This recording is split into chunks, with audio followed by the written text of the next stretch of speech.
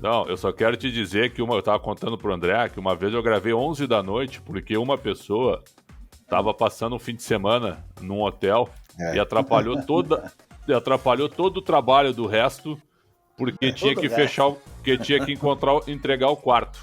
Hoje que eu pedi às 8 da manhã, tu viu a resposta, André? Mas você Tá pediu às tudo 8? bem. Nem a pau. É Você assim. pediu Nem às a 8? pau. Nem a pau. É assim que Não. funciona, tá bom? Não, tá bom. não. Você tá Não, mentindo. não, você pediu às beleza, 9. viu? Na próxima eu vou te ajudar na próxima. Obrigado. Viu? Na próxima eu vou te ajudar.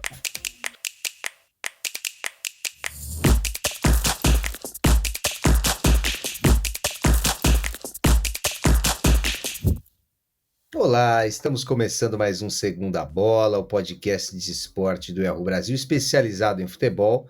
Eu sou André Carbone, editor do Yahoo Esportes. Eu estou aqui para mediar essa discussão periódica dos nossos blogueiros Alexandre Pretzel e Jorge Nicola, os nossos madrugadores da imprensa esportiva brasileira, aqui no Segunda Bola. E aí, Pretzel, tudo bem? Tudo bem, meu caro André. E só para destacar que nessa edição nós gravamos um horário alternativo, né? Onde tivemos que por exemplo, acordar num horário normal de trabalho, né? Mas tivemos trabalhador dificuldades brasileiro. em começar... Trabalhador brasileiro, mas tivemos dificuldades em começar no horário definido e marcado, porque um integrante do podcast, né, perdeu o horário, né? Mas aqui não perco o horário, viu? Aqui as teses são suíças, cirúrgicas, viu? E o horário também, meu caro André. E aí, Nicola, tudo bem? Vi que hoje você não está em nenhum hotel, hein? Não tô em casa. Bom dia, boa tarde, boa noite. Esse atraso ao qual o Pretzel se refere é de 2 minutos. Eu acho que não dá para tratar como um atraso, né? E enquanto vocês, cidadãos de bem que ganham salários altos, vão dormir por volta de 9, 10, 11 da noite, saibam que esse pobre proletário do lado de cá vai dormir por volta de 2h30, 3 da manhã com os afazeres diários. Um abraço para todos. E hoje vamos falar de São Paulo, que perdeu no domingo para o Fortaleza de forma, convenhamos, um pouco injusta, né? Pelas chances criadas. E agora aparece na 13ª posição com 29 pontos no Brasileirão. Apenas 4 pontos acima do primeiro rebaixado atual, que é o Cuiabá. Pretzel, tem alguma chance do São Paulo ser rebaixado? Olha, matematicamente tem. Eu acho que isso não vai acontecer, mas é o segundo ano consecutivo que o São Paulo dá ares de que não vai cair, mas luta para não cair. É realmente um negócio surpreendente. E até eu concordo contigo, eu vi o jogo. O São Paulo não merecia perder, mas perdeu. E aí, essa derrota, ela vira um pacote, porque se esse jogo fosse, vamos lá, na 10ª rodada do Brasileiro, ok, isso aí passaria fácil, tranquilo. Mas nós já estamos na 5ª rodada do segundo turno. E aí o Fortaleza, que 15 dias atrás tinha 15 pontos, hoje ele tem 30. E com a vitória no confronto direto, ele ultrapassou o próprio São Paulo. Pra gente ver como o São Paulo tá mal. O Fortaleza tem 5 vitórias no segundo turno e o São Paulo tá muito mal. O São Paulo empacou nos 29 pontos. Então, assim, como a atuação do time não foi ruim. O Fernando Miguel foi melhor em campo, fez defesas espetaculares, ponto. Mas o São Paulo não bota a bola pra dentro, não coloca. Eu também contesto algumas escolhas do treinador, que eu acho que é um bom treinador, mas ele tem algumas birras. Eu vou citar uma, por exemplo.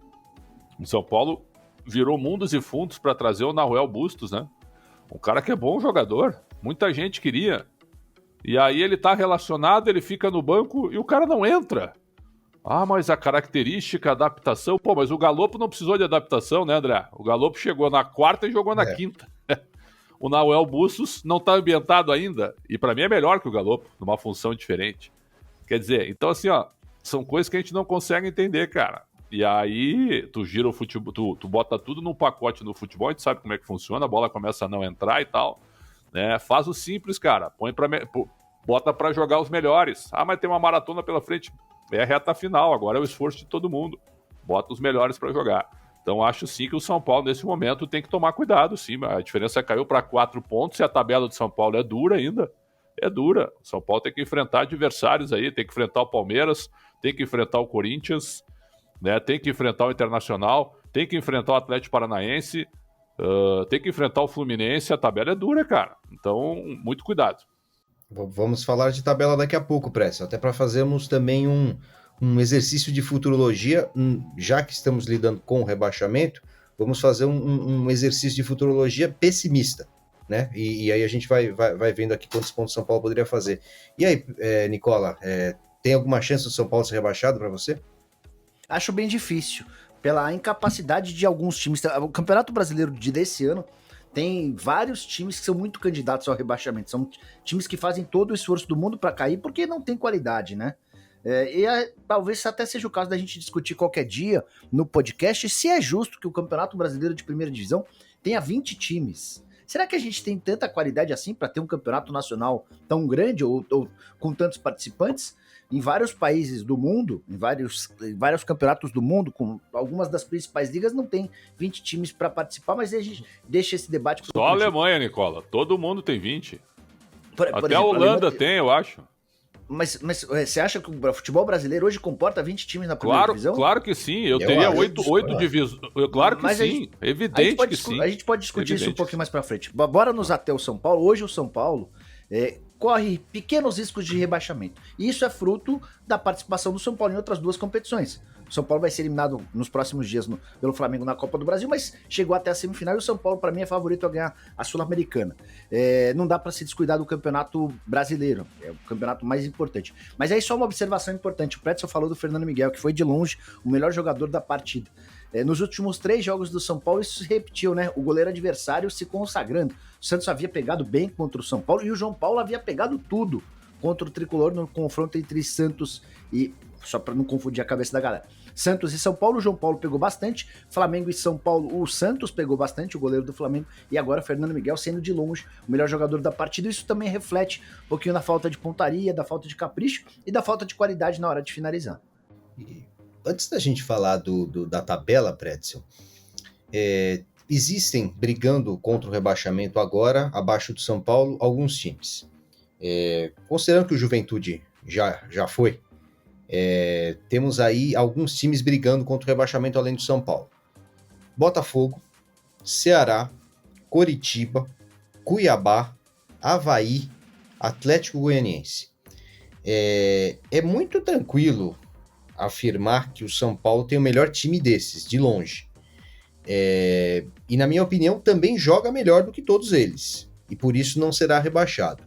Qual que é a sua visão, Pretzel, em elenco e em futebol comparado com esses times que eu falei aqui?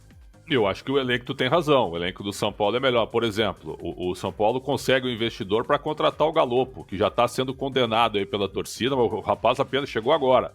Muita calma também, né? Não vamos dizer que o cara não joga nada. Muita gente já falando isso. Lá não serve, tá? Pô, é um negócio, sabe? Eu não consigo entender isso. O São Paulo vai lá e consegue tirar um cara do Grupo City por empréstimo, que é o Nahuel Bustos, mas consegue. Né? Esses times menores que a gente falou não conseguem isso, até pela grandeza do São Paulo. Então o elenco do São Paulo é melhor. Agora, os confrontos diretos, por tudo que tu tá dizendo aí, é que vão falar essa situação. Na minha primeira participação aqui eu falei, eu acho que o São Paulo não cai. São Paulo, por exemplo, tem times melhores e elencos melhores. Ok, mas tem que tomar cuidado, porque é uma repetição do segundo ano que está acontecendo isso. O Rogério chegou na reta final do ano passado e conseguiu salvar o São Paulo. Mas lembra que o São Paulo, para muita gente, se salvou naquele jogo com o Palmeiras, que o Abel botou time reserva do Palmeiras, e o São Paulo foi ao Allianz Parque e ganhou o jogo. Porque depois começou a perder para todo mundo. Inclusive perdeu um jogo pro Grêmio por 3-0, que foi um fiasco, né? E ali bateu o susto realmente de muita gente. Agora, tu pega assim, ó. Quem é que tá jogando bem hoje? Bem, o Fortaleza, tá muito bem no segundo turno. O Flamengo com as reservas, o Palmeiras na sua realidade, o Fluminense. O resto tá tudo meio empacado ali, né? Tá tudo meio assim, ó, pontuando, empatando, ganhando um joguinho aqui, outro ali. Então, o São Paulo vai falar muito, André, dos confrontos diretos. Então vamos lá, o São Paulo pega o Cuiabá na Arena Pantanal. Pega o Atlético aqui no Morumbi, pega o Atlético no Morumbi, pega o Avaí, pega no Morumbi, e o Coritiba, se eu não estou enganado, aqui também no Morumbi. Quer dizer, dos 4 confrontos desses aí, que são times diretos, e tem o Botafogo, pega aqui também. O São Paulo pega 4 equipes no Morumbi, desses 4 confrontos. São esses jogos aí que vão determinar, como é que eu posso dizer, o temor ou a tranquilidade para o São Paulo. São os confrontos diretos com 4 desses jogos no estádio do Morumbi. E não tem nenhuma comparação de orçamento com esses outros times, né? Quer dizer, com o Botafogo até tem, né, Nicola? Não dá, né? O Botafogo melhorou, né? Mas é um time em transição, né? Mas ainda o São Paulo ainda é mais caro. Eu tô terminando o ranking porque, assim, é difícil você afirmar com todas as letras o valor das folhas de todos os times depois de uma janela que foi bastante movimentada. O Botafogo, por exemplo, contratou 10 jogadores. Para nossa sorte, o John Textor já cravou quanto custa o Botafogo. Ele falou que a nova folha do Botafogo é de 12 milhões de reais. Ao que consta, embora ninguém do São Paulo confirme de forma oficial, o São Paulo gasta na casa dos 15 milhões de reais. Só atrás do Flamengo, do Corinthians, do Palmeiras e do Atlético Mineiro. Até por isso a campanha no São Paulo no Brasileiro é decepcionante. O São Paulo tinha a obrigação de se classificar para a Libertadores via Campeonato Brasileiro. De preferência até estando não na pré-Libertadores, mas na Libertadores da fase de grupo já direto. São Paulo tem um investimento alto. São Paulo foi buscar 5 reforços nessa temporada, trouxe 2 jogadores do Grupo City. A gente pode debater os problemas, o que acontece para o São Paulo estar na parte de baixo mais uma vez. Mas por conta do elenco e também por causa desse detalhezinho importante que vocês destacaram. O São Paulo decidindo os confrontos contra times na parte de baixo em casa, no Morumbi, onde o São Paulo é muito forte e tem uma média de torcida bem alta. Isso é mais um trunfo para o São Paulo não cair. Torcedor do São Paulo que tem sido peça fundamental nos últimos anos. O São Paulo já correu até mais risco de ser rebaixado do que nessa temporada. E na oportunidade, o torcedor e o Hernanes foram os pontos decisivos. A média de público do São Paulo nesse ano superior a 30 mil pessoas por jogo. Mesmo no estádio grande, mesmo no estádio que não tá longe de ser uma arena, o torcedor de São Paulo é alguém que merece mais do que esse time vem entregando há bastante tempo. Até sobre isso, se eu não estou enganado, a renda contra o Flamengo, 6 milhões 260 mil. Eu acho que foi a maior do futebol brasileiro. Renda bruta. Eu não sei se foi a maior, mas do São Paulo foi de longe a maior em bastante tempo. Ticket médio naquela oportunidade, 121. R$121. Exato. De valor médio de um ingresso, R$121. Então, assim, ó, a torcida tá carregando o time, porque o time não corresponde ao que a torcida faz. Vamos, para fechar esse assunto rebaixamento, a gente faz esse assunto, faz um exercício de futurologia aqui com a tabela do São Paulo e a gente conta os pontos, simplesmente vê o que cada um acha aqui do resultado do jogo, contando numa visão realista / pessimista, não contando no melhor cenário possível. O São Paulo não ganharia todos esses jogos. Mas aí a gente conta os pontos e vê quanto que, se o São Paulo se livra com facilidade ou não desse rebaixamento. Cuiabá fora. O que você acha, Pretzel? Seu voto. Empate. Empate também. Empate também. 1 ponto. Corinthians em casa, eu sou empate. Pretzel? Rapaz, Corinthians não ganha do São Paulo desde 2017 no Morumbi, né? Uhum. Rapaz... E esse jogo, se eu não estou enganado, esse clássico ele é antes do jogo da. Ele é antes do jogo. O Corinthians vai jogar com o time. O Corinthians vai jogar com o time misto. Ele Ele precede o jogo da Copa do Brasil. Fluminense. Precede o jogo contra o Fluminense. Empate. Por causa desse ponto, acho que dá São Paulo. Empate. Eu vou empate também, então fica mais um. Ceará fora. Nossa, já se enfrentaram várias vezes e lá sempre é duro. Ceará. E sempre empata. Pode reparar Ceará... que a quantidade de empates entre São Paulo e Ceará é gigante. Eu acho que ele empata de novo. O Ceará ganhou na Sul-Americana, né? Caiu nos pênaltis. Também vou de empate. Mais 1 ponto. Avaí em casa, vitória do São Paulo. Vitória do São Paulo. Vitória do São Paulo. O São Paulo é o que mais empata no campeonato. Não sei se ainda é, mas durante a maior parte do campeonato foi o time que mais empatou, né? Eu acho que o Ceará ultrapassou ele. Acho que o Ceará ultrapassou. Pode. Coritiba em casa. Coritiba em casa, vitória do São Paulo. Então, olha aí, ó, esses 2 jogos sequentes, né? Avaí e Coritiba podem determinar a permanência e a tranquilidade. América Mineiro fora. Lá sempre é duro. Eu vou com o América. Eu vou com o América. Eu não ganho, não. Como eu já dei muito empate, eu acho que vai perder. O time do América é chato, cara. E os caras não dão moral pros caras, eu acho que dá América. Tá certo. Então deu América aqui. Botafogo em casa. Como eu tô sendo pessimista, eu vou colocar empate. Eu também, porque o Botafogo virá aqui com a corda no pescoço, teoricamente, né? Empate. Eu acho que dá São Paulo. Então o empate ganhou. Palmeiras fora. Acho que dá Palmeiras. Aí o Palmeiras já, talvez até um jogo que determine o título, né? Pode ser. Ou encaminhamento. Quantas rodadas do fim, Carbone? Não, vão faltar 6 ainda, Presto. Não, mas ainda assim, faltando 6, pode ser um jogo onde o Palmeiras, entendeu? Abra vantagem. O Palmeiras, claro, um jogo fundamental, né? Claro, e ainda para tentar atrapalhar o rival, né? Palmeiras. Palmeiras. Juventude fora, às 5 rodadas do fim, Juventude já quase rebaixado. Já Pra vai mim, estar é São rebaixado, é Paulo capaz, fácil. hein, Carbone? É capaz de estar rebaixado bobear já, já. hein? Ganhou São Paulo. Lá é sempre São Paulo duro, mas fácil. ganha São Paulo. São Paulo também. Atlético Goianiense em casa, o Atlético Goianiense já com um novo técnico e depois de umas rodadas, né, já mais entrosado com esse novo técnico. Para mim, dá São E Paulo. aí já, a final da Copa Sul-Americana, quando é? 23 de setembro, deixa eu conferir. É na Argentina. Sim, em Córdoba. Final Sul-Americana. Peraí. Quando é? Porque aí o São Paulo pode estar enfrentando esses times como campeão da Sul-Americana. Também tem isso. Mas não, Quando serão as não finais é... da Sul-Americana e da Libertadores? 11 de novembro, a final da Libertadores, tá? Sim. Putz, então é bem no finalzinho. É isso mesmo? Porque se for 11 de novembro... Não, a decisão da Sul-Americana... 28 de outubro, a Sul-Americana. Sul-Americana, 28 de outubro. Ainda não estará, tá, Preço? Ainda não estará definido. Perfeito. São Paulo, A final da Atlético Libertadores será em Goianiense... 11 de novembro, enquanto a decisão da Sul-Americana está marcada para 28 de outubro. As duas partidas acontecem em um sábado. Então, São Paulo, Atlético Goianiense, para mim, dá São Paulo. E para vocês? Também dá São Paulo. São Paulo. Atlético Mineiro em casa. Eu vou arriscar um empate aqui. Difícil dizer que Atlético Mineiro vai ser, né, cara? O Atlético tá esquisito. Mas pode ser um empate também. Eu vou ficar com o Galo aí. Fluminense fora, eu vou de Fluminense. Eu também, pode ser um jogo decisivo pro Flu no G4. São Paulo e Inter em casa, eu vou conservador de empate. Aí ganha São Paulo também. Mas eu não sei porque que o Pretzel persegue então. o Colorado. Perceba isso, o Carbone. Como toda vez que a gente fala do Inter, o Pretzel pega no pé, eu não sei o que acontece. É que tu não conhece história e retrospecto entre os times. Eu valorizo muito isso. Isso não existe. Por isso, São Paulo. A essa altura, antes da última rodada contra o Goiás, o São Paulo, pela nossa conta, já estaria com mais 19 pontos. Ele tem 29 pontos aqui. Escapou. E ele estaria com 46, ou seja, sem nenhuma chance de ser rebaixado na última rodada. Não, 48, 19, se ele tem 29 para 19, 48. Eu falei 19? Tá bem. Exato, 48. É já sem nenhuma chance de ser rebaixado. A mesma campanha de 21, cara. A mesma campanha de 21. É isso aí mesmo.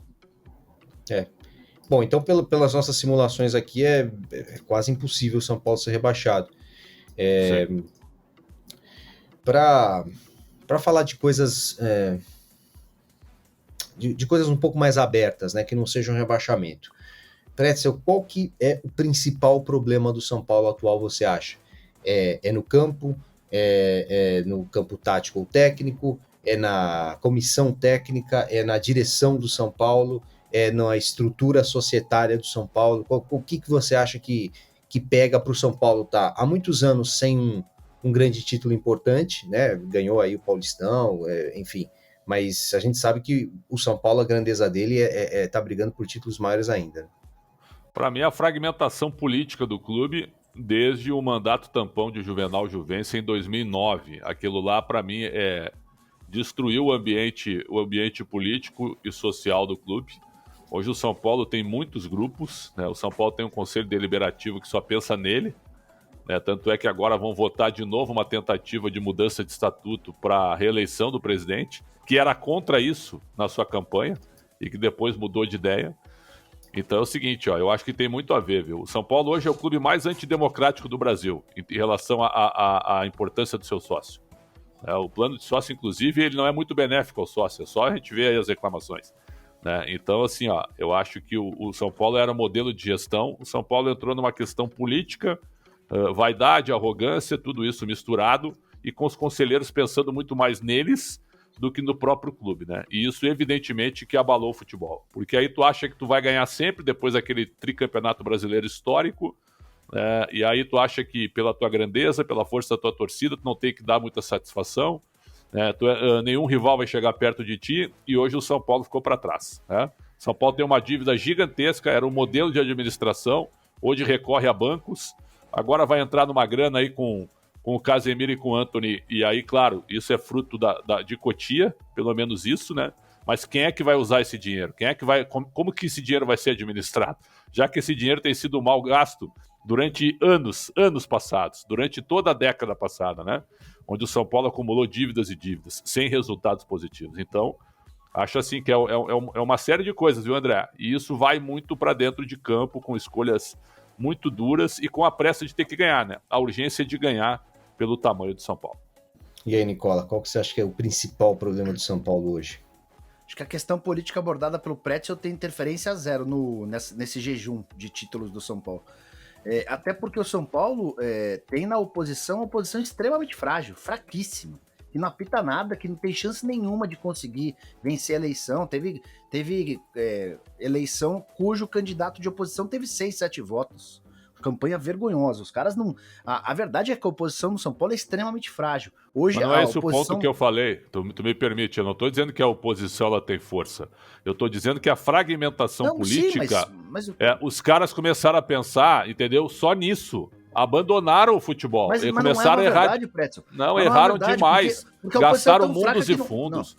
Não, cara, viu? É tu colocar o Raí não sabe o que está acontecendo, é isso que eu quero dizer, viu? É tu colocar gente que não está preparada. Mas aí, a posição do Raí, a escolha do Raí se passa não, por escolha cara. de alguém que garante que é uma blindagem. E isso o São Paulo tem feito com vários presidentes. Ele contrata não um especialista, não o melhor da função, mas aquele que vai garantir um pouquinho mais de tranquilidade junto ao torcedor. Acho então que isso é política. Eu não tô me fazendo entender. Isso é política. Conselho de administração. Os caras são escolhidos pelo presidente e não cobram do presidente. Não tem ingerência no futebol. Então, assim, é isso que eu quero dizer. A questão política, ela tá mais preocupada com eles. Eu não tô dizendo que a oposição, ela tem a ver e a fraca. Claro, sempre foi. Porque o Conselho é antidemocrático, é só ver. Tem 200 vitalícios lá, é uma confusão. Ninguém entra no Conselho de São Paulo. A eleição, ela não tem o voto do sócio-torcedor. Então, cara, é um negócio assim, é isso que eu quero dizer. Não tô dizendo que é a oposição, é o ambiente político nas suas decisões futebolísticas. Não são os melhores que trabalham pelo São Paulo. As escolhas são muito ruins, as contratações não têm critério, é uma série de coisas. Isso, para mim, atrapalhou nos últimos 15 anos. Para mim, o São Paulo parou no tempo. O São Paulo, durante anos, se acomodou naquele discurso de que o São Paulo era o clube modelo, o São Paulo era o clube a ser seguido. Já foi um dia. Mas o centro de treinamento do São Paulo, o profissional, já chegou a ficar muito defasado em relação aos principais clubes do país. E ele começou a ser reformulado antes mesmo de o Rogério Ceni dar aquela entrevista lá, porque o Rogério também quis ganhar os louros de ser um grande torcedor dentro do São Paulo. As coisas já vinham melhorando de forma bem lenta e gradativa, mas o São Paulo parou no tempo. O Leco foi, para mim, o pior presidente da história do São Paulo, cometendo todos os deslizes e equívocos do mundo. Entre eles, isso que o Pretzel citou, de recorrer sempre a ídolos, que não são especialistas na área que estão sendo contratados, para, por exemplo, garantir um pouquinho de tranquilidade com a torcida. A própria presença do Muricy Ramalho como coordenador de futebol é meio que uma resposta ao torcedor, né? A escolha do Rogério Ceni como técnico, assim que o Rogério havia se aposentado, quando o Leco fez isso, ela é uma escolha para acalmar os ânimos. O Lugano também já esteve presente no São Paulo. O Lugano nunca havia trabalhado na função. O Muricy nunca foi coordenador de futebol. O Rogério fez sua estreia como técnico do time principal sem ter passado pelas categorias de base. Então tudo isso ajuda nesse São Paulo acomodado, nesse São Paulo que achava que as coisas cairiam do céu a qualquer momento. Financeiramente, o São Paulo é um desastre. De forma bem lenta e bem gradual, as coisas parecem melhorar um pouco. Mas o departamento de marketing do São Paulo chegou a ser o 11º que mais arrecadou no futebol brasileiro no último ano da gestão Leco. Isso é uma vergonha. O São Paulo já foi o clube inovador que vendia grama, que vendia pedaço de rede, que transformava qualquer coisa em dinheiro. O São Paulo conseguiu, no ano de 2020, ficar atrás de vários clubes com torcida bem menor quando o assunto é faturamento com marketing. O processo de recuperação é muito devagar, não é um processo rápido, porque mesmo o Flamengo, com a maior torcida do país, precisou de 2013 a 2018 para se reerguer. O São Paulo vai precisar de mais tempo do que isso. E algumas das decisões que o São Paulo toma ainda me causam estranheza. Como, por exemplo, a dificuldade do São Paulo em perceber que não dá para utilizar atleta da base no time principal se esse cara não tiver renovado o contrato. O São Paulo perdeu recentemente o Marquinhos pro Arsenal. Por sorte, conseguiu 3 milhões de euros num jogador que valeria no mínimo 10, 12. O São Paulo havia perdido no mesmo período o Vitinho, que foi para o México de graça. E agora o São Paulo tem mais 2 jogadores formados em Cotia, que são valorizados, que têm propostas da Inglaterra, de Portugal, entre outros, que devem sair do clube de graça, o Igor Gomes e o Luizão. É inacreditável que o São Paulo não aprenda com as lições dos últimos anos. João Schmidt, Cipriano, Militão, entre outros, deixaram o São Paulo ou de graça ou quase de graça. E os caras continuam cometendo um equívoco que para mim é absolutamente primário. E aí que eu queria chegar, esse teu último dado ele é importantíssimo, porque a questão política atrapalha até isso. Os caras eles ficam tão preocupados com eles que eles esquecem desse tipo de coisa, de renovar contrato lá, viu, com antecedência, de jogadores importantes. Desculpa, Prétio. Não, aí erro, tem um gerente da é base erro que cuide político. disso, não, é erro político, é erro profissional. O São Paulo hoje, ele é assim, ó, ele é uma casta, né? Ele não permite entradas de novas lideranças. São Paulo não revela ninguém de novo líder. É proibido revelar novos dirigentes no São Paulo. São sempre os mesmos e eles só estão preocupados com eles. Com eles. Eu quero ver agora o que vão fazer com esse dinheiro. Aliás, eles estão devendo ainda da pandemia, né? Valores aos jogadores ainda. Só rapidinho, Prétio. Eu vou até escrevi no momento em que você estiver vendo esse podcast, já vai ter no meu blog uma matéria explicando com detalhes como é que o São Paulo pretende usar essa grana. A prioridade vai ser pro pagamento das dívidas com o elenco, que não são baixas, tá? O Leco deixou metade da folha salarial de 2020, hoje o São Paulo deve mais ou menos 10 milhões dessa questão, e mais 3 meses de direitos de imagem dessa temporada. Algo na casa dos 30 milhões de reais. O São Paulo promete... Já foi metade do dinheiro. Forma prioritária a pagar. O São Paulo vai embolsar com o Antony algo na casa dos 96 milhões e 600 mil reais. É a chance de ouro para colocar a casa em ordem. Vamos ver se essa grana vai ser bem utilizada. Pretzel, até pegando gancho nisso que o Nicola falou. Bom, antes do Pretzel dar opinião sobre essa grana do Antony, Nicola, como que foi a negociação do Antony com o Ajax?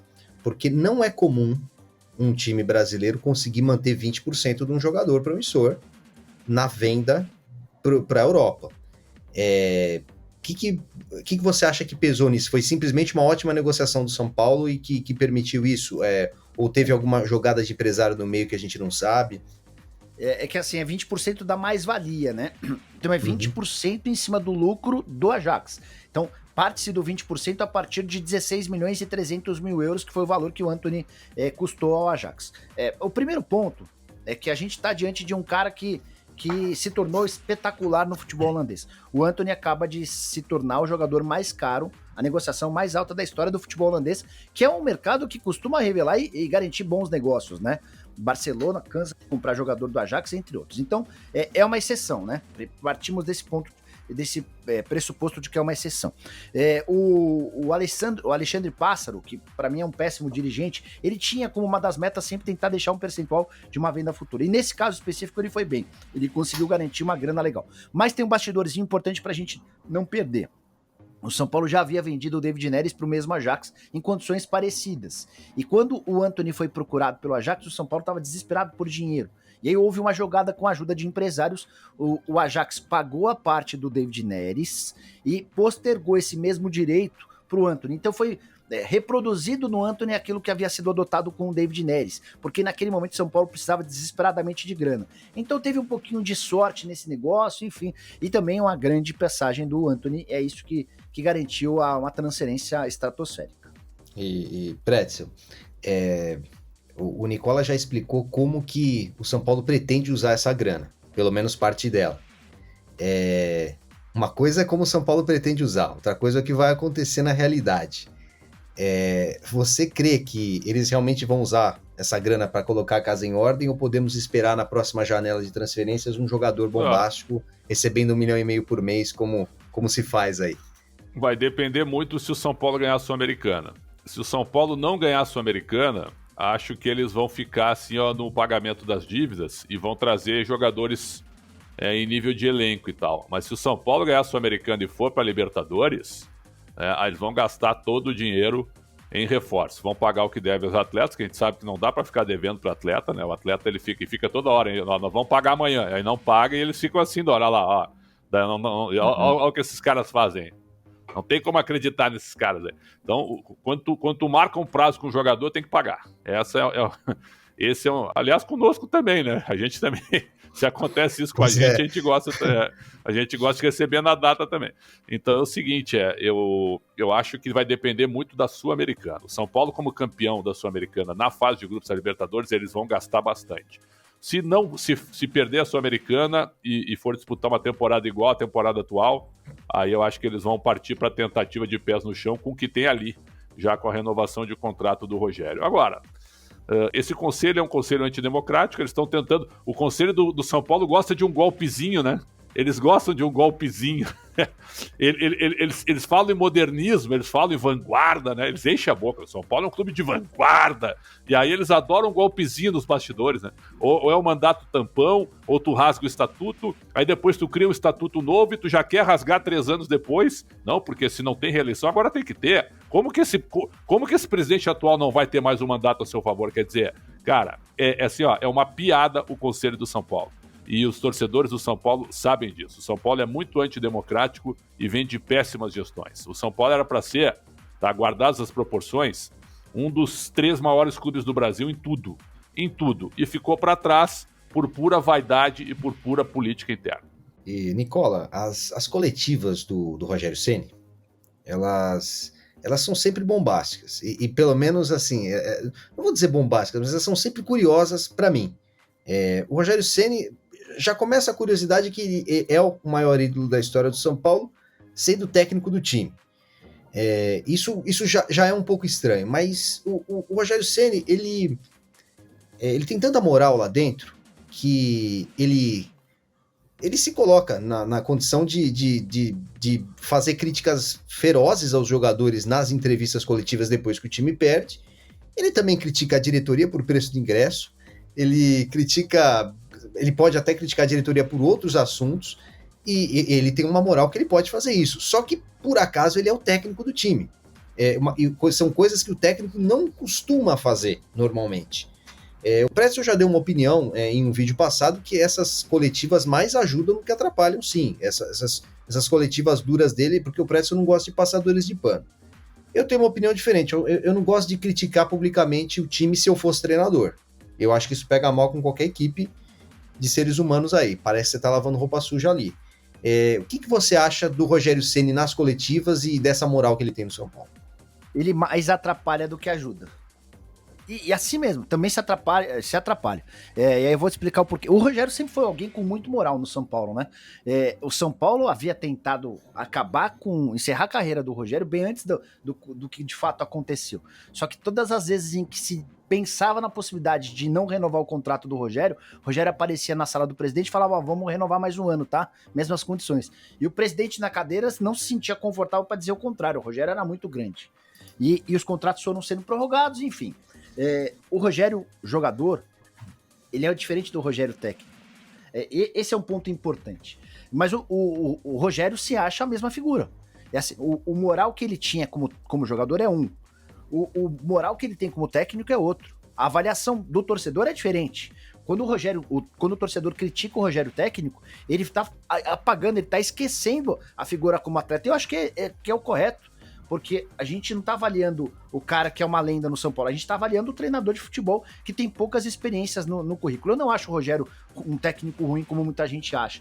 Eu acho que o Rogério está acima da média entre os treinadores brasileiros. É alguém com bons predicados, é alguém que estuda muito, que se dedica muito e que vai ter uma carreira de relativo sucesso, distante da carreira que ele teve de sucesso como goleiro. Mas vai fazer barulho. Só que as relações do Rogério, as relações que ele estabelece com as pessoas, na época de goleiro, elas poderiam ser daquele jeito, de intransigência, do Rogério querendo escalar o time, como a gente viu no episódio Ney Franco.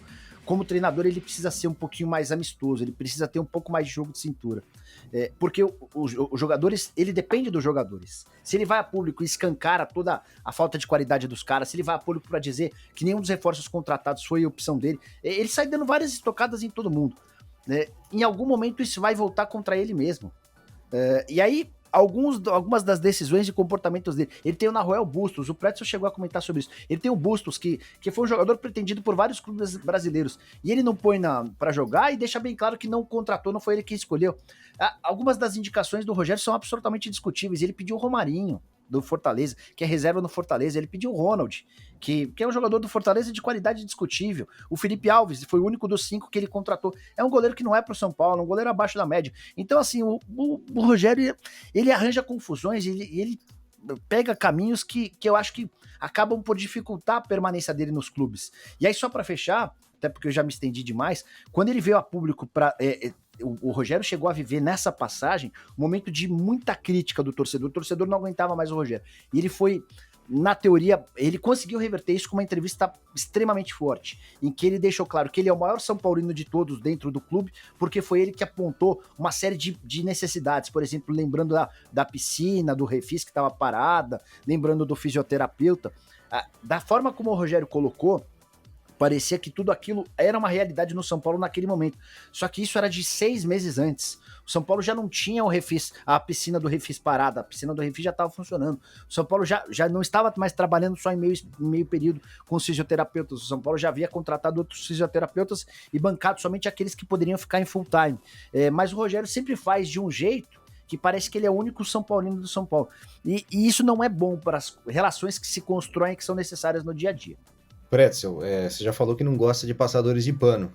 Você acha que o Rogério, apesar de você achar que não erra nas coletivas, ele tem errado em alguma coisa a mais no São Paulo?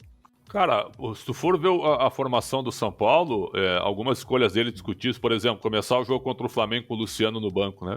E aí ele vai pra coletiva e diz assim, eu não tem como eu jogar com o Luciano, Calera e Patrick, eu não tocaria na bola. Como assim? Ele tá lá pra melhorar isso. E isso eu divirjo. De qualquer treinador que faz isso, né? Um treinador que chega e diz assim, o Pretzel e o Nicola não podem trabalhar juntos. Por quê? O André tem que ir lá e tem que dar um jeito, conversar e adaptar a característica de cada um. Porque, sabe, tem algumas escolhas e alguns debates, né? Quando ele estava no Flamengo, Pedro e Gabigol, não dá. Aí o Dorival Júnior chega lá, bota os caras para jogar juntos, né? E dá muito sucesso. E dá muito certo. Então, é um negócio realmente... que eu não consigo entender. Eu só não acho, por exemplo, o Nicola é muito favorável ao jogador, né? Os jogadores, eles mandam hoje. Aí tu tem um cara aqui, que é uma bandeira do São Paulo, e ele usa muito bem isso. Ele usa a força dele na história do São Paulo para se posicionar. E qual é o problema de dizer o seguinte... Mas ele usa para se defender também, Pretzel? Mas ele usa para atacar... Não, ele usa para atacar, para se posicionar e para se defender. Pra mim, várias vezes é para se defender. Quando ele fala que não indicou ninguém, ele tá usa falando, os caras que contrataram, não fui eu que indiquei, então se der errado, não é culpa minha. Essa do Bustos, eu falei primeiro sobre isso, e tu concorda comigo, aí é um erro. Porque aí tu tá prejudicando o teu time, cara. Porque tu tem um bom jogador lá e tu não põe o cara pra jogar. E ele é melhor que os que estão ali. Claro que Ele é melhor que muitos que estão ali, o cara não joga. Aí é que tem que chegar o Muricy. Aí é que tem que chegar o Rui Costa, que não dá uma entrevista, só aparece lá segurando camisa. Né? Aí é que tem que chegar o Belmonte. Rogério, Rogério. Mas eu não pediu, mas o cara é bom, pô. Bota o cara pra jogar. Põe ele pra jogar. Aí é que as diretorias... Mas aí as diretorias têm medo dos treinadores. Isso é que me irrita. Elas não conversam. Os caras têm medo, não conversam com os treinadores. São Paulo morrem de medo dele. Exato. E aí é que tá o erro. E ele usa essa grandeza dele para atacar, se posicionar e se defender. Agora, quando ele diz o seguinte, se a gente jogar dessa maneira, nós vamos tomar 3 do Flamengo no primeiro tempo, qual é o problema? Eu concordei com ele. Qual é o problema? Isso cabe à responsabilidade dele também, de ajustar o time. Então é o seguinte, eu acho que se o São Paulo não tivesse o Rogério, talvez o São Paulo estivesse na zona de rebaixamento, talvez. E provavelmente não estivesse na semifinal da Copa do Brasil e nem numa semifinal de Copa Sul-Americana. Eu ainda acho que mesmo aos trancos e barrancos, o São Paulo é o favorito para ganhar a Copa Sul-Americana. Mesmo aos trancos e barrancos. Só que tem um detalhe, né, pessoal? A gente não falou do Daniel Alves aqui, né? O São Paulo primeiro contratou o Daniel, apresentou com pompa e circunstância para depois ir atrás do dinheiro, né? Que tipo de gestão é essa, cara? Que foi a gestão passada. Né? Essa gestão atual, ela se defende. Não foi na minha. Mas também fariam. Se tivesse oportunidade, também fariam isso. Porque o Júlio Casares estava lá, era braço direito do Leco do Conselho de Administração. Certo? Mas eu não podia falar de futebol. Vocês sabem disso? O cara faz parte do conselho de administração, mas ele não pode falar de futebol com o presidente. Olha só o que é o São Paulo Futebol Clube, cara. Olha só. E ainda querem que eu acredite que eles não pensam só em si. Então eu acho que o Rogério é um dos menores dos problemas nessas relações aí entre gestão, futebol e clube. Nicola, para fechar o podcast de hoje, vamos falar de Sul-Americana, que o Pretzel já deu uma prévia aí. É uma chance real do São Paulo ser campeão nesse ano e conseguir uma vaga na próxima Libertadores. O campeão da Sul-Americana tem uma vaga direta, né? Não participa da pré-Libertadores. E as semifinais são Atlético Goianiense e São Paulo, Independente Del Valle e Melgar. Por tradição, São Paulo já ganhou. Por time, também já ganhou. Por elenco. Mas no campo também vai ser assim, Nicola? Assim, o São Paulo nos mata-matas tem ido muito bem, né? É uma temporada em que o São Paulo nos mata-matas é extremamente forte. Ele só perdeu pro Palmeiras em mata-mata na final do Campeonato Paulista. Depois até conseguiu a redenção, embora em contextos diferentes, na Copa do Brasil, eliminando mesmo o Palmeiras. Já havia batido o Corinthians no Campeonato Paulista. É um time muito forte. Vai perder agora pro Flamengo na Copa do Brasil, mas no mata-mata o comportamento tem sido bem legal.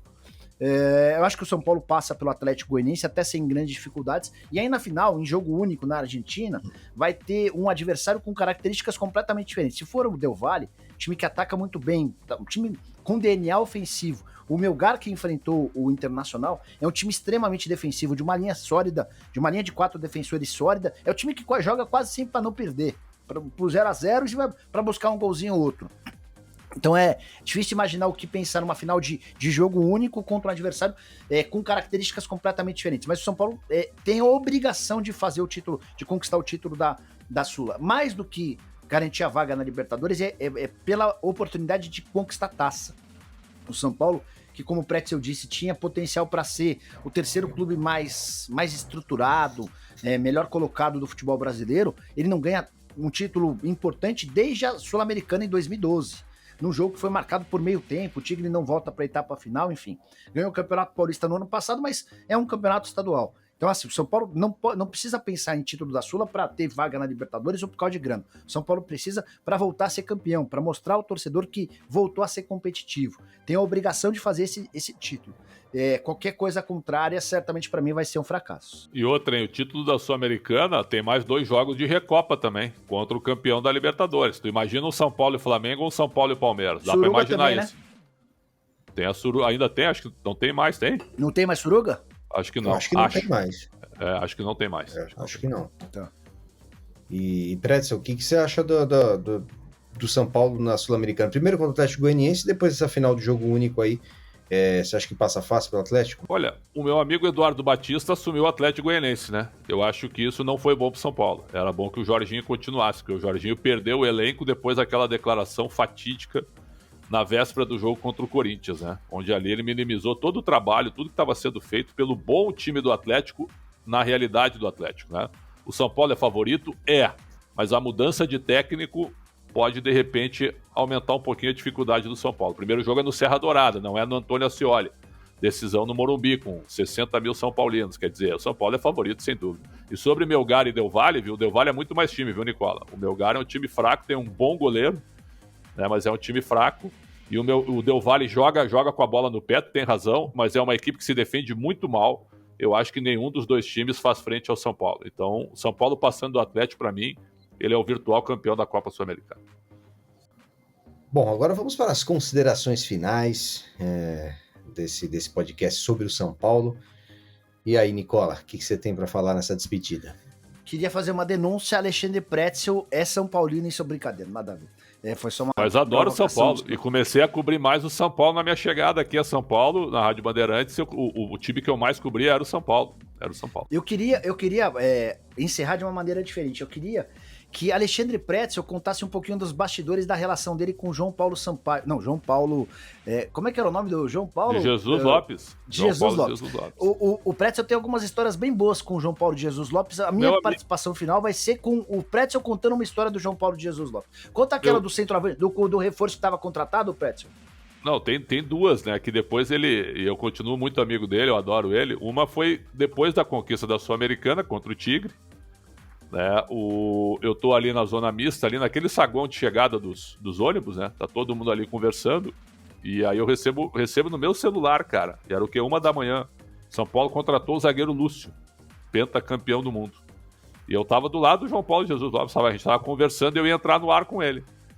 E aí eu faço a entrevista sobre o título e pergunto: acabei de receber agora, tudo bem que é festa, tudo, mas a notícia não tem hora para acontecer, né? Isso era o quê? 1h30, uma e pouco da manhã.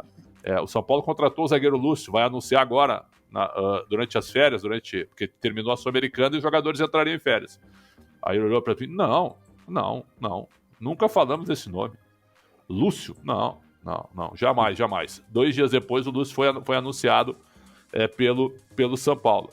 E a outra foi o seguinte: eu cheguei na Rádio Bandeirantes, eu estava cobrindo São Paulo, e aí o craque Neto estava no jogo aberto da TV Bandeirantes e falou: o São Paulo está contratando o Rivaldo.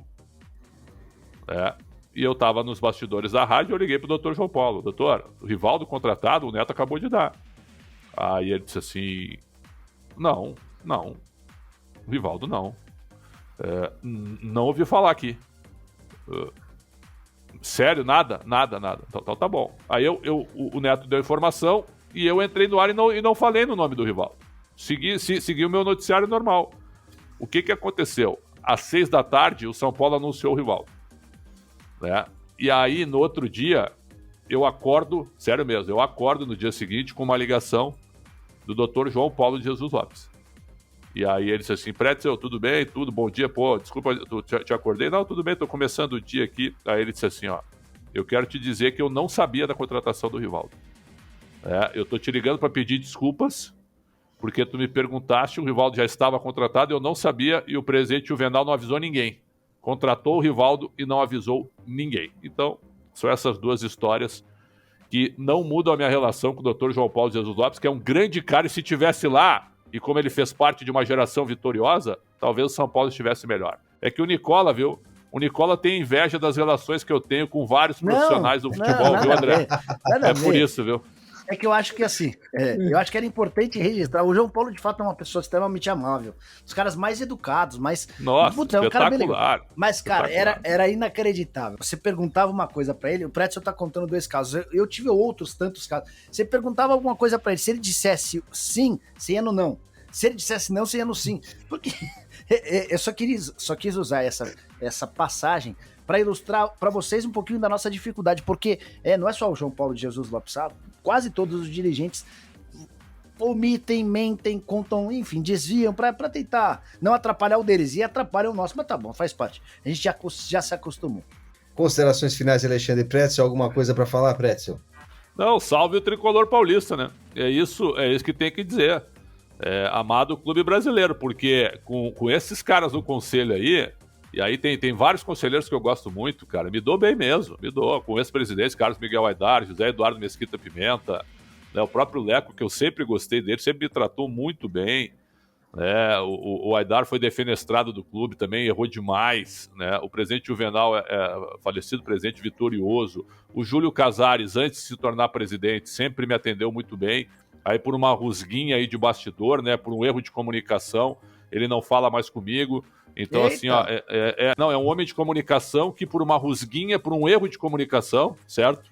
Ele transformou isso em algo pessoal, então ridícula a postura dele, né, mas é um grande São Paulino, eu reconheço que é um grande... O Outen Aires de Abreu Júnior, que é o presidente do conselho, que quer ser o próximo presidente, mas aí é o seguinte, né, ele está ajudando na mudança do estatuto, então eu não consigo entender, né? O cara quer ser o próximo presidente, mas ele aceita rasgar o estatuto para o atual presidente ficar, para que esse atual presidente apoie ele na próxima eleição, para vocês verem como é que é a política de São Paulo, né?